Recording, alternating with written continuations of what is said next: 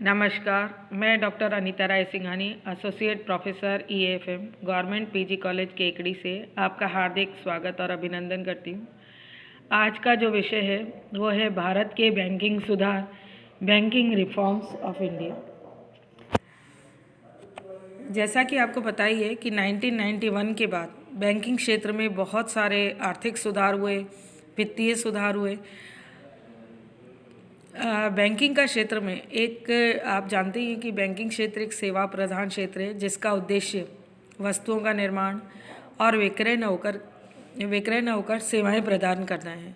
Banking सेवाओं की उपयुक्तता, प्रभावकारिता और लाभदायकता हेतु यह अत्यंत आवश्यक हो जाता है कि बैंक कर्मचारियों को बैंकिंग विधियों, नीतियों, प्रक्रियाओं और व्यवहारों का पर्याप्त ज्ञान हो। एक नए विकासोन्मुख वातावरण की रचना हेतु हमारे बैंक वर्तमान में अपनी गतिविधियों एवं प्रतिक्रियाओं में समय की पुकार के अनुकूल क्रांतिकारी परिवर्तन करने में सतत प्रयत्नशील हैं। इस हेतु बैंक कर्मचारियों के शिक्षण और प्रशिक्षण हेतु देश में अनेक प्रशिक्षण संस्थाओं की स्थापना की जा चुकी है। वर्तमान परिप्रेक्ष्य में बैंकिंग क्षेत्र की क्या पोजीशन है, क्या स्टेटस है, present status of banking reforms की बात हम करेंगे कि वर्तमान में हमारे बैंक विकास की नित्य नई अवस्थाओं की ओर अग्रसर हो रहे हैं। बैंकिंग क्षेत्रों में बैंकों द्वारा शाखाओं का विस्तार करना, ब्रांच एक्सपांशन को बहुत प्राथमिकता दी गई है। इसी तरीके से व्यापार में वृद्धि करना और उनकी तेज़ी से मार्केटिंग को देखते हुए बड़े स्तर पर रोजगार की संभावनाएं भी उभर रही हैं। देश में कई बैंक कैंपस सिलेक्शन के माध्यम से युवाओं की भर्ती करके और उन्हें पूर्व प्रशिक्षण प्रदान करते हैं। यह स्थिति बैंक कर्मियों के सेवानिवृत्त होने के कारण खाली हो रहे पदों को भरने के लिए सहायक हो रही है। फीस आधारित आय में वृद्धि की मांग को देखते हुए बैंक बीमा पॉलिसी, म्यूचुअल फंड्स योजना और अन्य परियोजनाओं के वितरण जैसी गतिविधियों पर बल दे रहे हैं। कोर बैंकिंग सॉल्यूशन और नए युग की बैंकिंग को देखते हुए पब्लिक सेक्टर बैंक कई नए क्षेत्रों जैसे telecalling, direct marketing, tax support के आधार पर रोजगार में वृद्धि कर रहे हैं। यह कहना अब तक अधिक तर्कसंगत है कि भारत का बैंकिंग क्षेत्र एक आकर्षक और नए क्लेवर के रूप में हम सभी को आकर्षित कर रहा है। अब अगर बात करें कि बैंकों में रोजगार की एम्प्लॉयमेंट पोजीशन क्या है, तो बैंकिंग सबसे लोकप्रिय क्षेत्र है। अच्छा वेतन, सुरक्षित भविष्य और प्रतिष्ठित कैरियर का यह एक प्रवेश द्वार है। भारत में बैंकिंग की नौकरी की पर्याप्त संभावनाएं मौजूद है। इसके लिए आवेदन करने से पहले बैंक के प्रकार और कार्य प्रकृति को समझ लेना जरूरी है। भारत में सक्रिय बैंकों का विभाजन मुख्य रूप से लोक उपक्रम बैंक या पब्लिक सेक्टर बैंक या निजी बैंक या प्राइवेट बैंक या विदेशी बैंक या फॉरेन बैंक के रूप में कर सकते हैं। इनके नाम और प्रकृति ही नहीं बल्कि उम्मीदवारों के चयन करने का तरीका भी बिल्कुल अलग अलग होता है।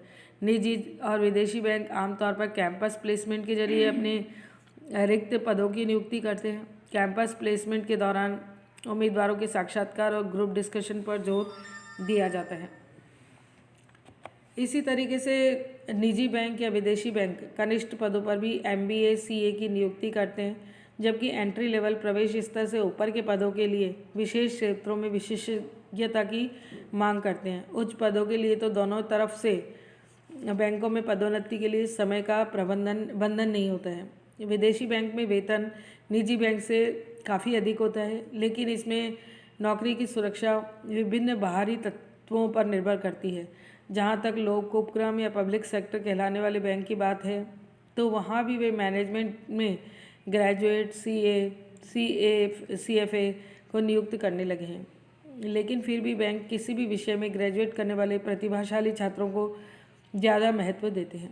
ये छात्र लोक उपक्रम बैंकों के द्वारा आयोजित किए जाने वाले ऑल इंडिया एग्जामिनेशन के जरिए प्रवेश ले सकते हैं। कुशलताओं के मामले में तीनों स्तर के बैंक अच्छे संवाद कौशल, बातचीत की कुशलता, ग्राहकों की संभालने की क्षमता, चौकन्ने रहने की प्रवृत्ति और उद्योग की मूलभूत जानकारी और कंप्यूटर की जानकारी रखने वाले विद्यार्थियों को अधिक महत्व देते हैं। भारत में बैंकिंग क्षेत्र में आधुनिक सुधार क्या हुए हैं, इसके ऊपर हम बात करेंगे कि आधुनिक सुधार बहुत ज़्यादा अपने आप में महत्वपूर्ण है। कि भारत में बैंकिंग क्षेत्र में समय समय पर सुधार किए जाते रहे हैं, जिसके लिए सरकार ने समय समय पर कई समितियां भी बनाई और उनकी रिपोर्ट भी आई, और उन रिपोर्टों के आधार पर 14 बड़े व्यापारिक बैंकों का राष्ट्रीयकरण भी किया गया, जिनके पास 60 करोड़ रुपए की धनराशि थी, तथा 1980 में उन 6 बैंकों का भी राष्ट्रीयकरण कर दिया गया, जिनके पास 200 करोड़ रुपए थे। इसके बाद भारत में बैंकों का महत्व और अधिक बढ़ा और इन बैंकों की शाखाएं ग्रामीण क्षेत्रों में भी खोली गई। सन 1991 में इन बैंकों में सुधार की आवश्यकता महसूस की गई।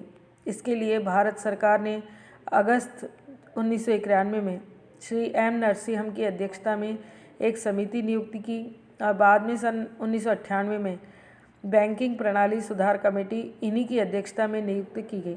वित्तीय प्रणाली की समीक्षा के लिए एम नरसिम्हम ने 1991 में निम्नलिखित सिफारिशें भी प्रस्तुत की थी। क्या क्या सिफारिशें की है नरसिम्हम कमेटी ने, उसको भी हम पढ़ेंगे।